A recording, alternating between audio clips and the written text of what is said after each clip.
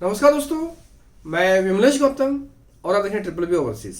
दोस्तों, अभी हमारे पास जो रिक्वायरमेंट है, अभी ये रिक्वायरमेंट टर्की के लिए काफ़ी महत्वपूर्ण रिक्वायरमेंट्स हैं। टर्की के रिक्वायरमेंट के ऊपर कल मैं लाइव सेशन में भी आने वाला हूं और ये हम डिटेल में डिस्कस करेंगे। दोस्तों, ये रिक्वायरमेंट इतनी इंपॉर्टेंट है, ऐसा नहीं कि सिर्फ हमारे लिए इंपॉर्टेंट है, ये रिक्वायरमेंट आप लोगों के लिए उतनी रिक्वायरमेंट इंपॉर्टेंट है, क्योंकि आप अगर देखें जो एक बहुत अच्छी प्रॉपर्टी में जॉब मिलने के चांसेस बहुत कम होते हैं। इसलिए हमने इसको कई बार कहा है कि हमारी गोल्डन अपॉर्चुनिटी है सब लोगों के लिए। टर्की के लिए जो वेटर होटल की जॉब आई ना, बहुत ही शानदार जॉब है और ये एक प्रकार से अगर वंस इन अ वाइल, साल भर में कभी कभार ऐसी रिक्वायरमेंट आती है जिसको हम बहुत ज़्यादा फोकस करते हैं। और फोकस करने का रीजन क्या होता है, इसमें कई लोगों का लाभ होने वाला है। जो स्टूडेंट अपना करियर बनाना चाहते हैं और उनको एक अच्छी प्रॉपर्टी में जॉब करने का चांस मिलता है, तो डेफिनेटली ये उनके लिए गोल्डन अपॉर्चुनिटी साबित हो सकता है।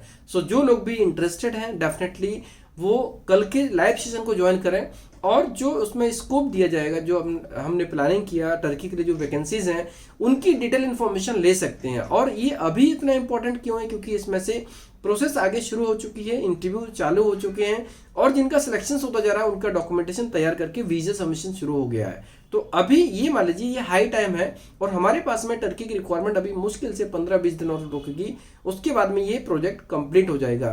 क्लोज होगा नहीं होगा अलग बात है, लेकिन जो प्रोडक्ट है ना वो कंप्लीट हो जाएगा। इसकी डेडलाइन है कंप्लीट हो जाएगी, क्योंकि इस रिक्वायरमेंट पर बांग्लादेश, वियतनाम और भी देशों में काम हो रहा है। तो जहां से ज्यादा रिक्वायरमेंट क्लोज होगी उस हिसाब से क्लाइंट क्लोज कर देगा। डेडलाइन मैक्सिमम 15-20 दिन और रहेगी, उससे आगे नहीं रहेगी। तो जो लोग भी इंटरेस्टेड हैं, सबसे पहले कल का लाइव सेशन ज्वाइन करें। जो भी इंक्वायरीज हैं आप पूरी डिटेल में आप नोट करके रखें, सभी सवालों को आप नोट करके रखें, आपको प्रॉपर आंसर मिलेगा। टर्की के लिए खास बात क्या है कि आप किसी भी स्टेट के हों आप इसमें अप्लाई कर सकते हैं और इसमें वीजा रिफ्यूजल के ना के बराबर चांस है। इसमें 100% चांसेस हैं वीजा लगने के।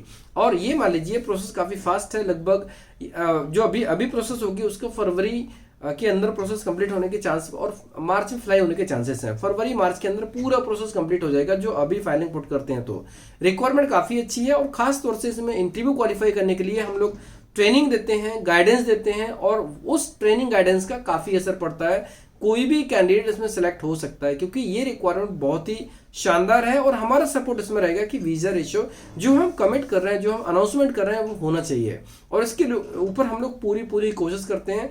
और आपने अभी तक देखा होगा, हम किसी भी प्रोडक्ट पर अगर कॉन्फिडेंट हो गए, जैसे सिंगापुर 100% तो 100% ही होता है, न्यूजीलैंड 100% तो 100% ही होता है। तो किसी भी प्रोडक्ट के ऊपर अगर हमने 100% वर्ड यूज किया, इट मीन्स कि वहाँ का काम होने वाला है। तो जो लोग भी इंटरेस्टेड हैं वो इसमें अप्लाई कर सकते हैं। और अगर मान लीजिए किसी ने किसी कंट्री में अप्लाई किया, अगर बाई चांस उनको लगता है कि इसमें मूव होना, वो मूव भी हो सकते हैं। ये requirement once in a while वाली है, गोल्डन अपॉर्चुनिटी है।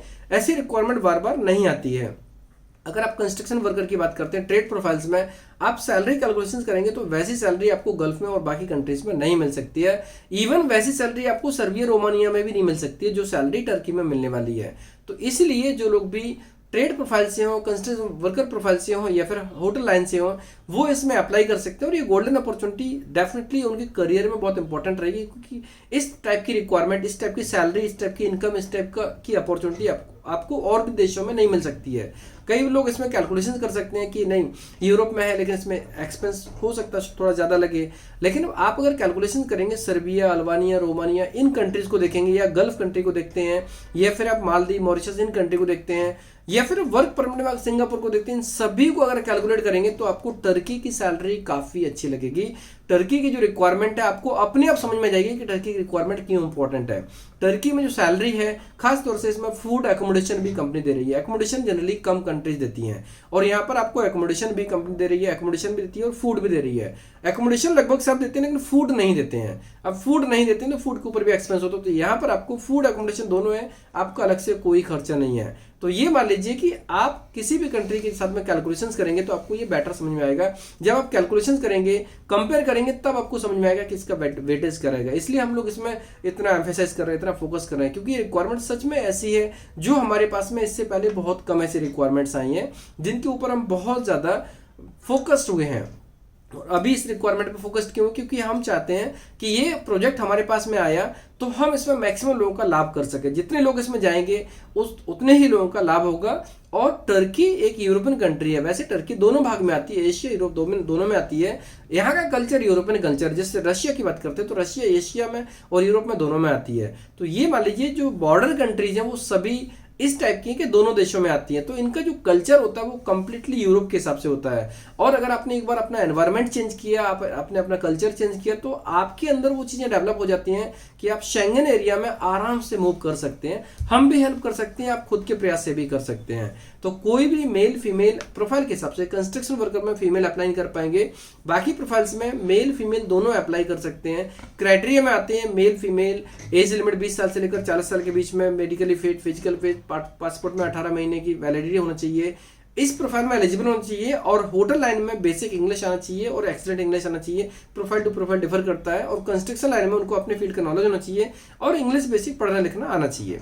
जो भी एलिजिबिलिटी क्राइटेरिया में आते हैं वो लोग डेफिनेटली अप्लाई कर सकते हैं। और प्रोसेस फास्ट होने की पूरे चांसेस हैं, क्योंकि प्रोसेस शुरू हो चुका है और ये कहा जाए शुरू क्या कुछ समय में खत्म भी होने वाला है। तो ये अपॉर्चुनिटी हाथ से मिस नहीं होना चाहिए। इसलिए कल का लाइव सेशन जरूर ज्वाइन करें, और कल के लाइव सेशन में आपके जो भी सवाल होंगे उसको ढंग से आप पेपर पे लिख के रखें। सवाल जितने भी होंगे उतना अच्छा रहेगा। कल का लाइव सेशन अगर टाइम भी बढ़ता है हम उसको एक्सटेंड भी कर सकते हैं। टाइम पर ज्वाइन करेंगे, टाइम बिल्कुल लेट नहीं होगा।